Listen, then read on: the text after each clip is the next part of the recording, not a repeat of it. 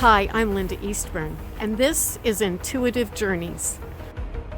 I'm training a team of intuitive remote viewers, and we are on the hunt. We're stealth detectives using only the power of our minds to get real-life answers. In episode 12, we started a whole new process called audience participation, and that is you, where you can also draw the image along with our intuitive remote viewers. So we're going to do that again. It's going to become a regular in the show. So play along now with Mark Bell and Mark McGarry.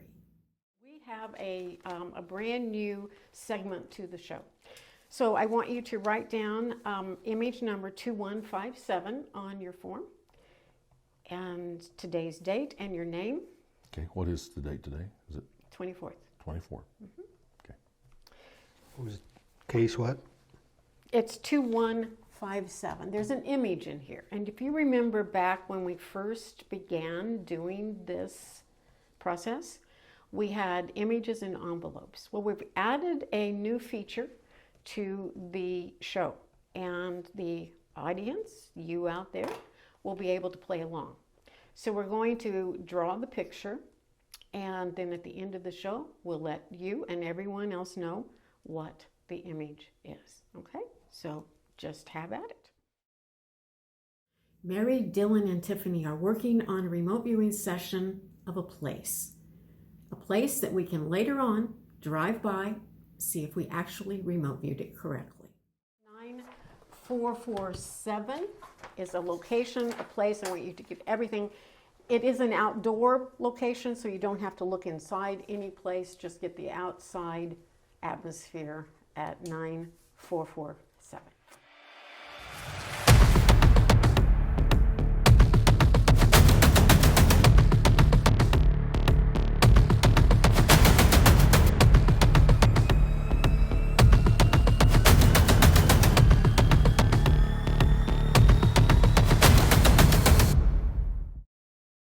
Looking at 9447, which is a location, a place that we can go to at some point in time and take a look and see if we were actually there. Tiffany, what did you find? I saw an outdoor setting that when you come upon it, there's a concrete partition at the entry, not necessarily anything big, but just kind of there that separates everything. And then going back in, lots of dense vegetation. Mary, what did you get? I got a combination of city and nature, some trees, maybe a big rock there, and then there's a space, and then there was a semicircular area. Okay, and Dylan? And I had the feeling that maybe there was like a stone walkway that went along, kind of a narrow one. I kind of felt the whole solemn kind of feel there too. I wrote down echoes. The word oval kept coming to me too. You said something about circular, so I don't know how that plays into it. Place target number 9447 is a children's playground with a large running track that's oval in shape.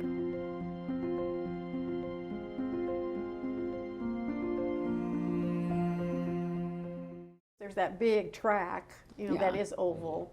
I just felt like a walkway with like just grass out to the sides, maybe not so much big trees or anything. And then there is the swings and the playground there also. I'd be curious what that tracks subsist in the coloring of it, because I just kept seeing all these tiny little stones on like a walkway.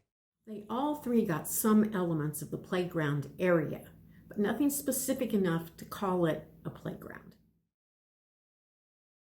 Occasionally, we remote view something that happened in the past, an event, an occurrence of some sort.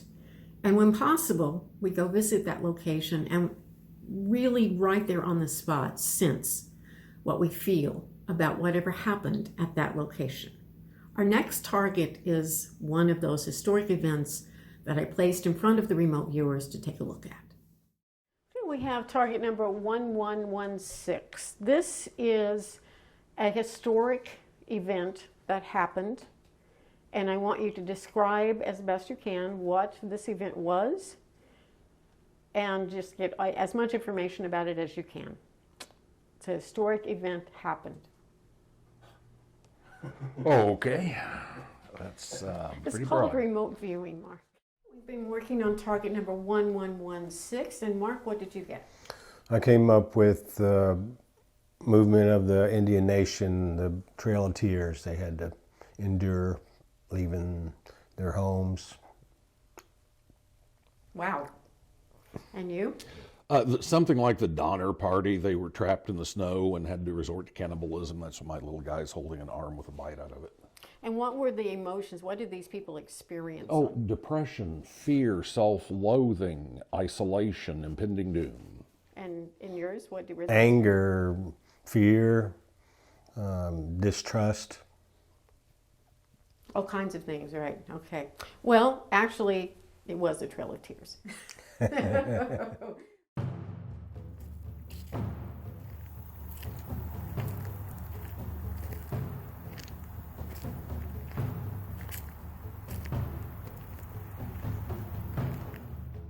The Cherokee were moved from Tennessee to Oklahoma in the year 1838 through 1839.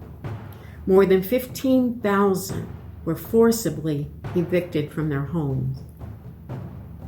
It was a long journey, and more than 1,000 died from illness and food shortages. So here at the Trail of Tears today with Mark McGurry, who nailed it. I mean, he absolutely nailed this. So we're going to get his response here today at the Trail of Tears, see what he thinks about what he saw. He'll describe to us exactly what he perceived.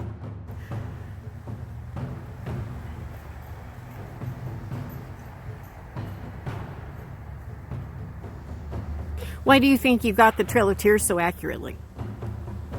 There was a lot of agony and disappointment, so I could feel those emotions. Yeah, when I connected with the target, I immediately thought of the Trail of Tears. And I wrote it down and drew some pictures of Indians. I could see them making this journey. How does it feel to be here at the actual Trail of Tears now? Do you feel anything from your session? Yeah, there's you feel like a spirit. There's spirits here.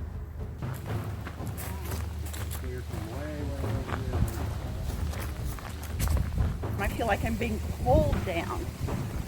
Thinking about their future, which is so uncertain at this point, and I think that's where the heaviness comes in, because they're literally dragging themselves. They've still got 133 miles this way to reach Oklahoma, so it would just be overwhelming. What I've been told is that they just weren't given time to pack their supplies. They were told to bring their supplies, but then not given time. So,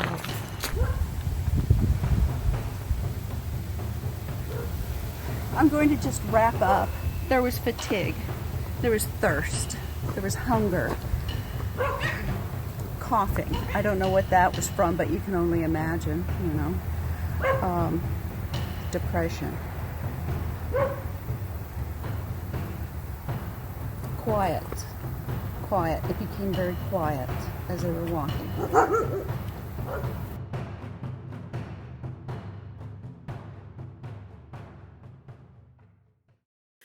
Sensing the emotions and the feelings that happened during an event is a way that we can connect with something through empathy within ourselves. I'm sure that you have been at places that you felt something, and most likely that had something to do with something that perhaps happened there in the past, whether it be joyous or sad, even here on the Trail of Tears. Last episode, we had 2 really great hits on the person target. Let's see if they can do the same this time around. It's a person again. I want you to draw an image of the person that's in this envelope. I don't even know who is in this envelope. It's you don't have to name them, but if you can, that'd be fine too, or something like this person. Draw an image of what you think they look like, and then describe them, their personality, their profession. This would be a well-known person, living or dead. It's a well-known individual, so They have a history that you could identify them by. So I'm just going to let you just have at it.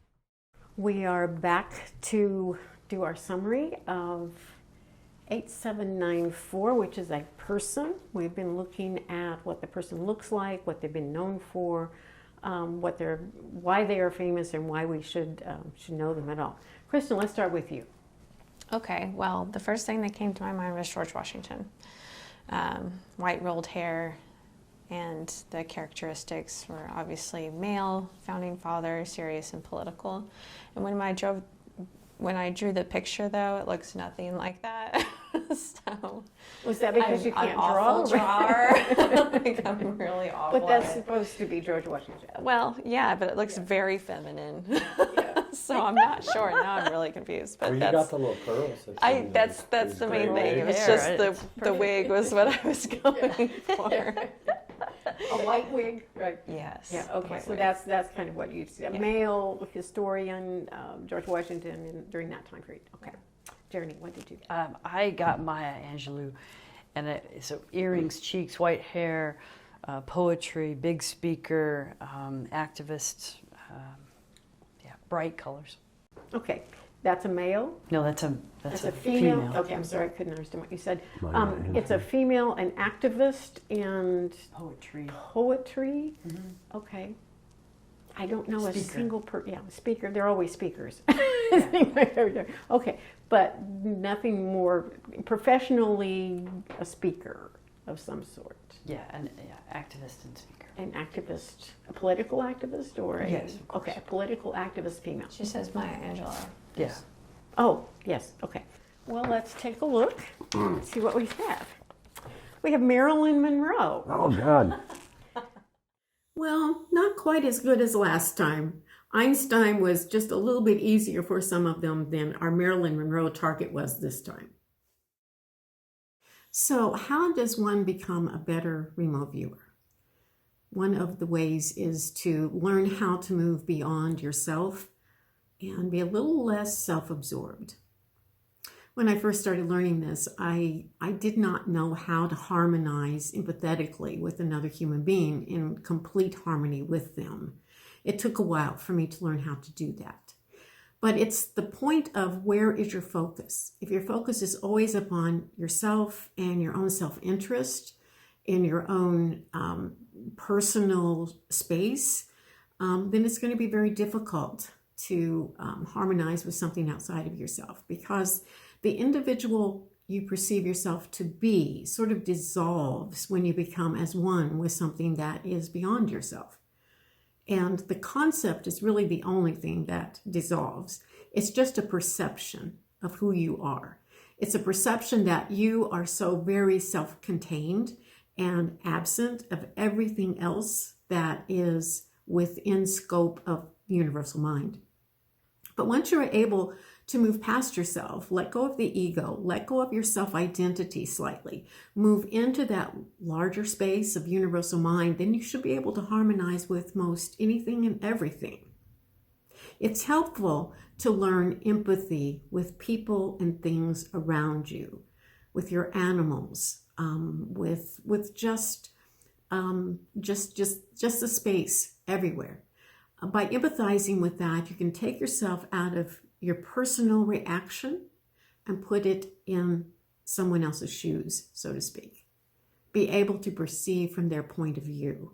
Be able to understand from something that hasn't happened to you personally, but be able to understand it from someone else's perspective.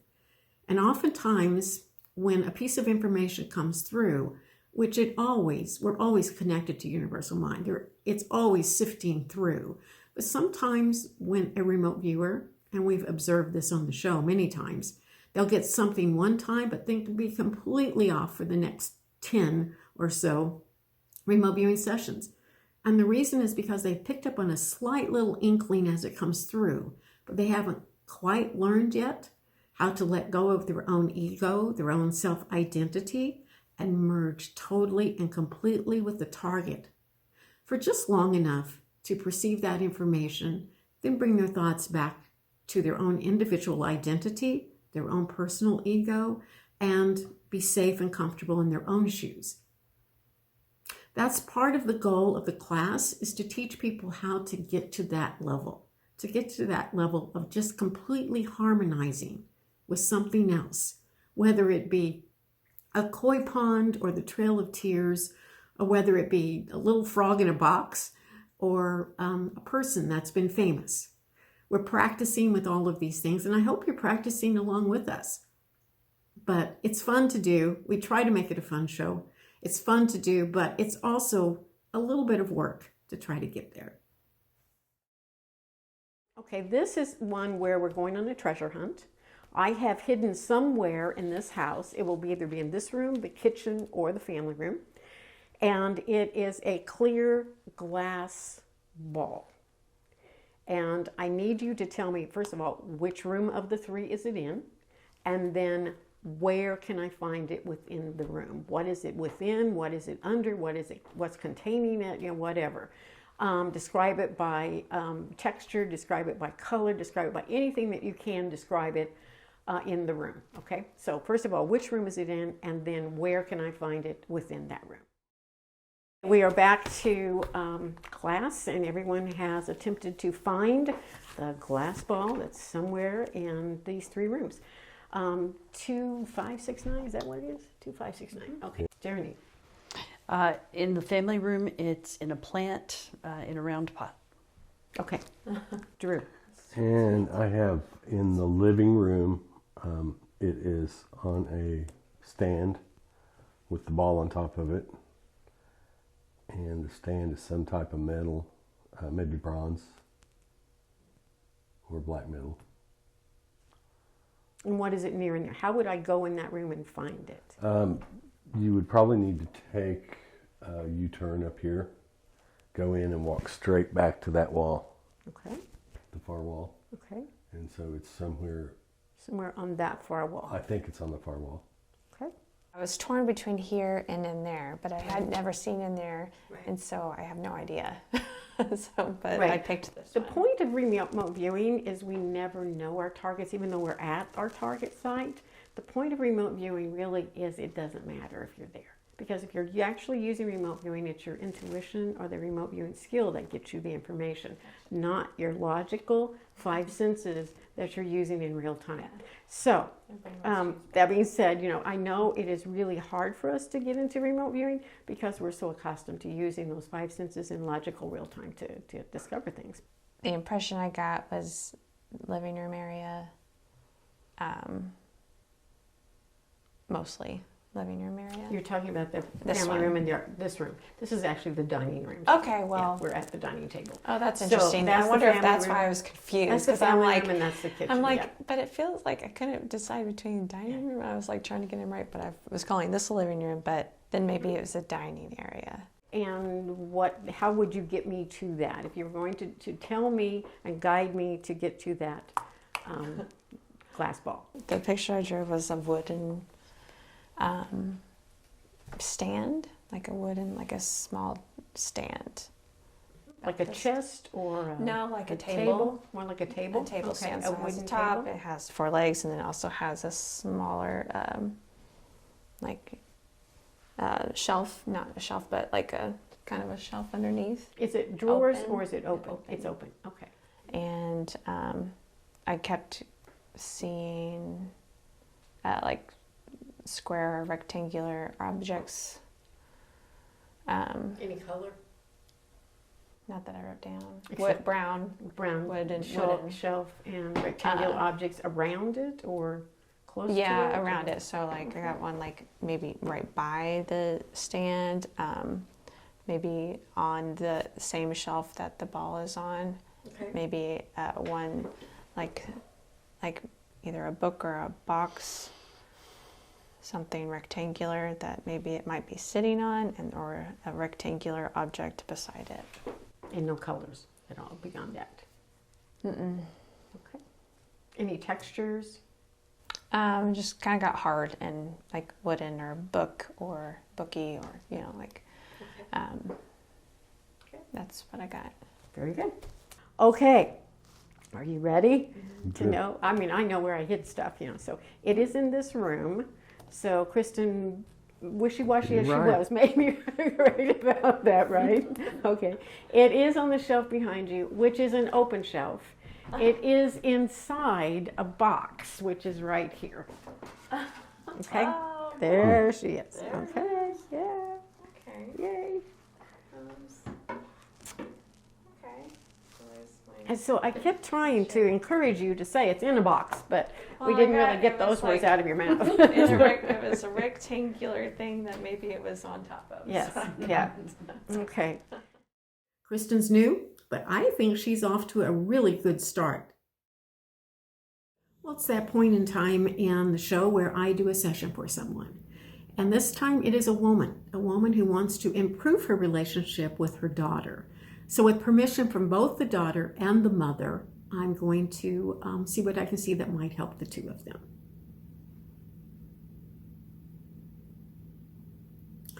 We're seeing that the mother does have what we see as deep love and compassion for the daughter, and does indeed have a sincerity in wanting to give and participate in her life in a positive way. We see the daughter is under a great deal of work strain as well as home environment strain, and is a very busy and consumed individual at this time. However, the daughter does not feel as if she needs help so much. She feels as if she is adequately controlling and able to complete most tasks at hand at this point in time in her life. Her mother, however, the mother does feel as if the daughter is becoming somewhat overworked, overstressed, overstrained, and she sees this type of difficulty building to be something that the daughter might eventually crumble under the weight of. And so she does feel a need to chip in, to help, to contribute that which would be of benefit to the daughter. However, the mother does not wish to be overbearing, nor does she wish to be contriving, nor does she wish to overstep her boundaries. We see that the daughter more needs the mother's assistance, not so much in the doing of things or advising of things, but the daughter would appreciate her mother being an ear to listen to what she has to say, and to be there for her to have some kind of conversation with that would allow her to have an outlet that is not immediately within her environment of home, family, and work.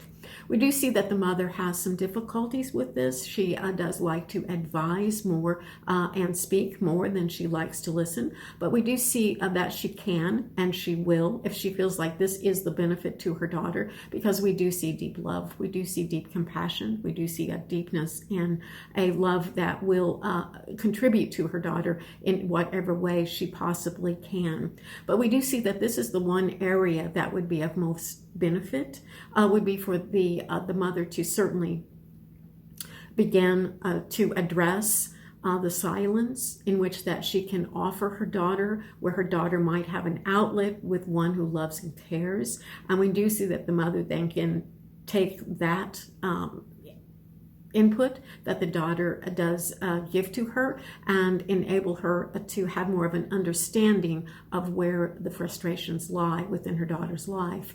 We do see the two to have a very good relationship with one another. We do see them to have respect for one another. We do see them to have the general bond that is required for a very positive relationship. We just simply see that the mother's concerned at this time, and we believe that if she becomes a grounded post for the daughter to communicate with, that this relationship will continue to be a positive one and grow even more profoundly deep as the future unfolds.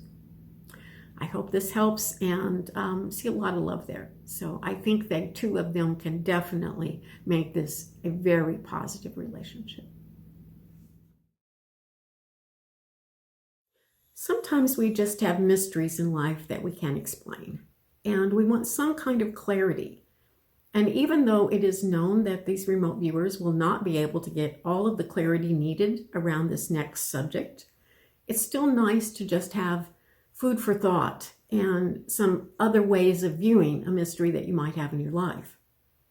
That's the case with the next session, the next target was something that occurred in my life some time back. And I just want to see what the remote viewers can explain to me about this mystery.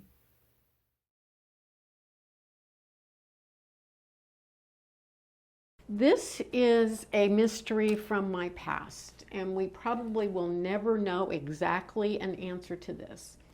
But in this envelope, case number 9421, there's a target about a man that attended one of my classes years ago.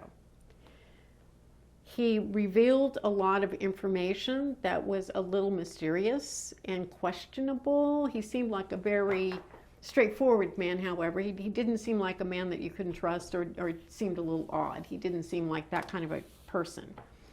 But he gave me a lot of information that I always kind of questioned why.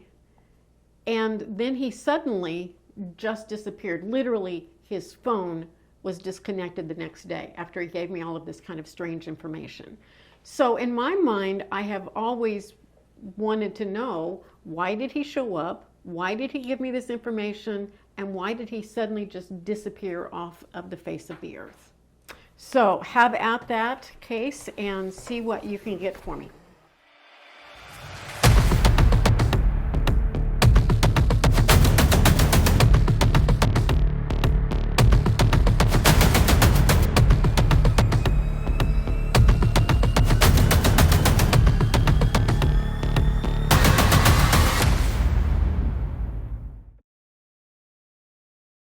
Without me telling you anything about him at this point in time, and I will fill you in on this after I hear what you have to say. Let's start with you, Mark.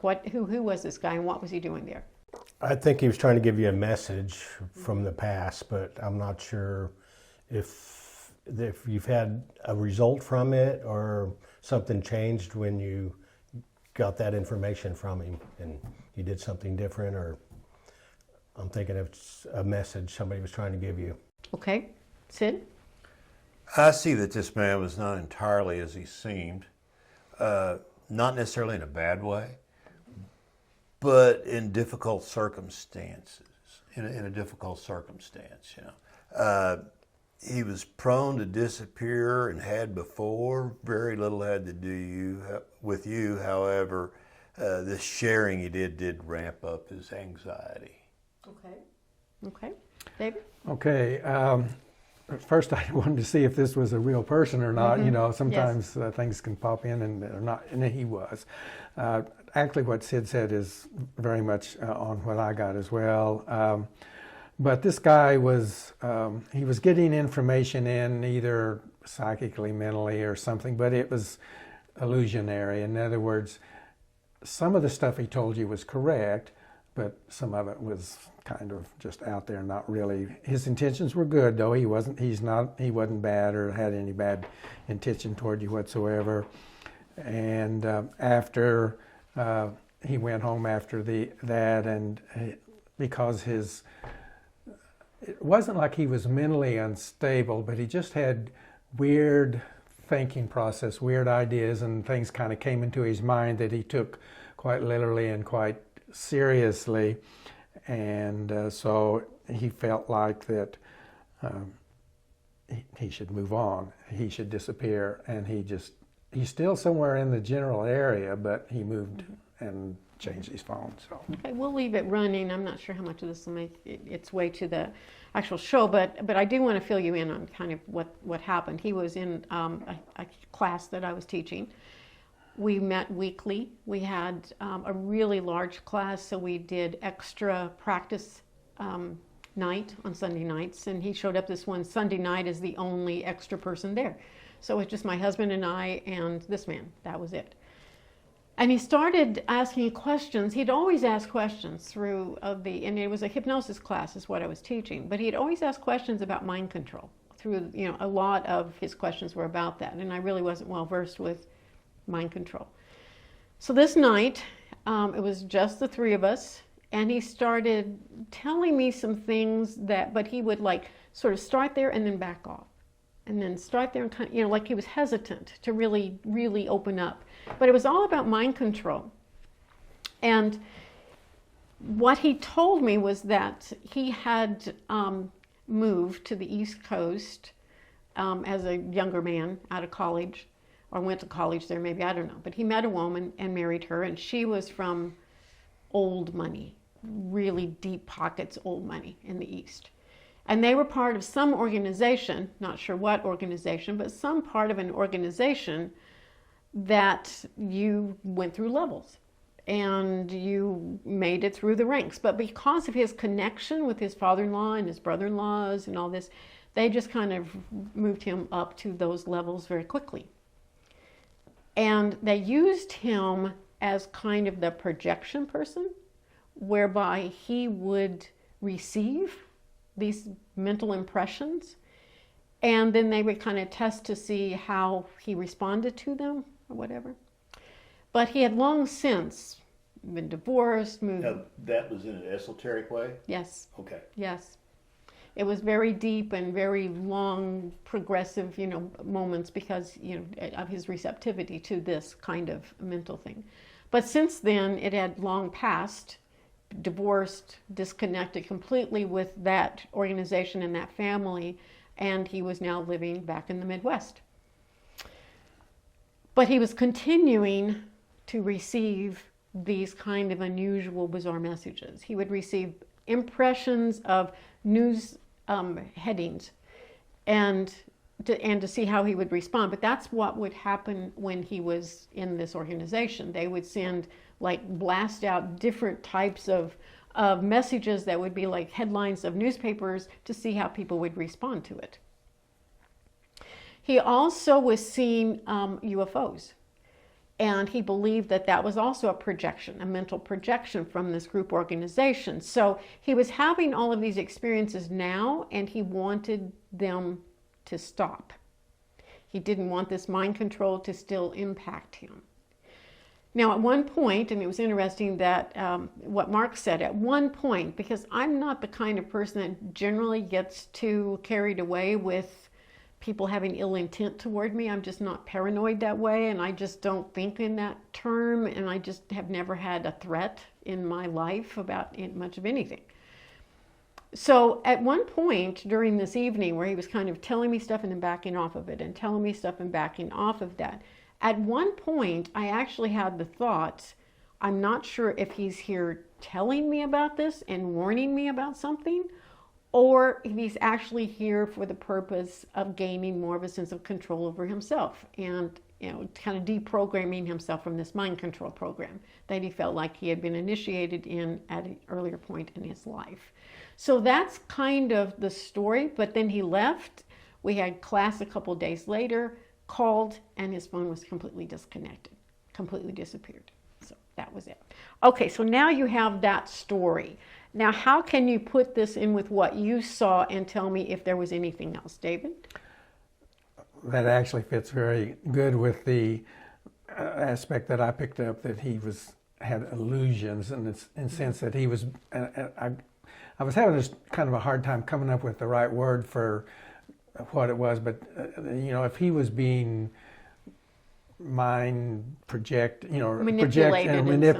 that would be exactly it. And the fact that some of it was true, but some of it was not. He was being controlled or manipulated in some way, and so he was a little unstable about that. It wasn't that he personally was mentally unstable and delusional. It was that something was being downloaded into him that was throwing him off of. But you didn't see him there to give me like a message. He was really there for his personal intention to have some control over this.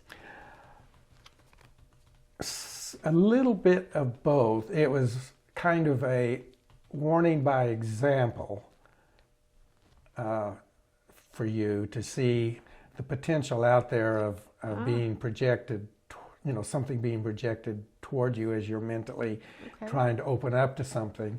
So was this from him, or did someone send him, or why would he have done that? It was through his own initiative. Doing. Okay, he wanted to. He had good intentions toward you. He had no personal bad intentions toward you. I didn't feel anything negative from him at all. He's a very intelligent man. He had been a stockbroker in his life. He was very bright. But when he got back home, that what I got was, and the reason why he disappeared was because something was projected, or he picked up on something that indicated it was time for him to move on.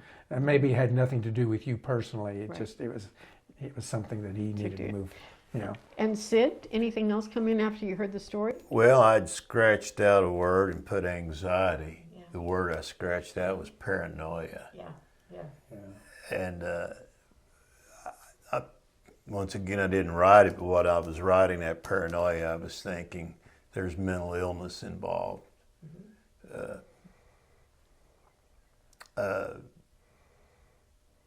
But I didn't see any ill will toward you at all. And no one sent him to me. It was just him No, trying to figure out I just feel like this is all conjectured within his mind.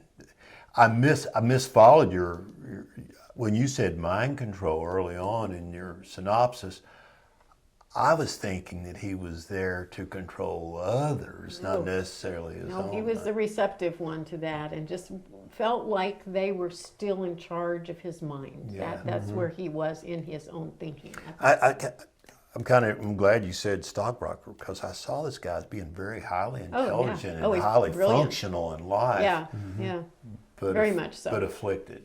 Yeah, and I don't know if he felt like this association and what he had become involved with had caused that. I kind of got that impression. I think it was a trigger. Yeah, very well could be. Yeah, and it was a lot of years in between. But he was still receiving all of these kind of bizarre. But I felt like he had done this before. We had reached the apex of his,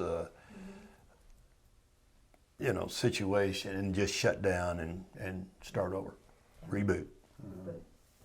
And Mark, did you get anything else after hearing the story? Yeah, I don't think he had anything against you. I think he was just reaching out, and he could probably connect with you. And then he was embarrassed and decided just to hide. Yeah, you could get the sense as he was telling me this, he was so hesitant to even mention it.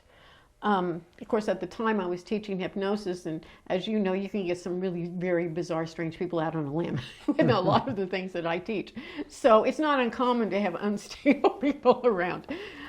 He was one of the more stable, actually, compared to the rest of the group. So Now I'd like to clarify kind of my worldview in a way.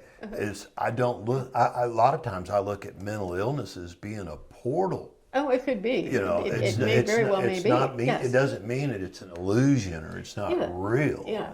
But trust me, I know a lot and who have some very out there, very. But it's sometimes difficult to weigh what is real and what's illusion. So he was kind of a breath of fresh air in his intellectual abilities, in the class compared to a lot of other people that was in the class at that time. It was a good class, however. So, okay, I think we've covered this thoroughly. Thank you. Get out your drawing for target number 2157 because we're going to reveal it in just a few moments. I hope you've been drawing along. I hope you send in your drawings to us. We'd like to see them. We'd like to see how well you're doing on intuitive remote viewing from home. And now the image is, ta-da! It's a bike.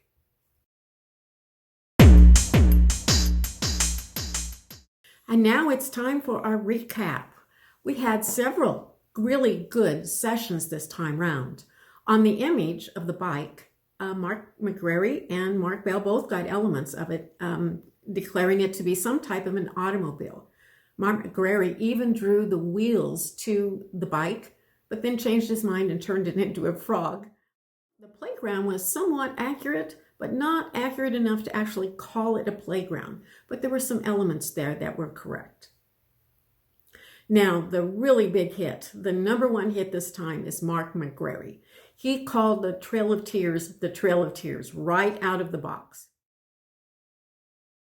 Kristen had a really pretty good hit, even though she was second guessing herself all the way. She did perceive it to be in the dining area, and she did perceive it to be on a shelf. So we had a lot of good work from our remote viewers this week. Congratulations to all of them. Join us next episode when our team of intuitive remote viewers head west. Yeah, we're in search of some buried treasures deep in a canyon. Check it out. If you like the show, like, share, and subscribe. See you next time.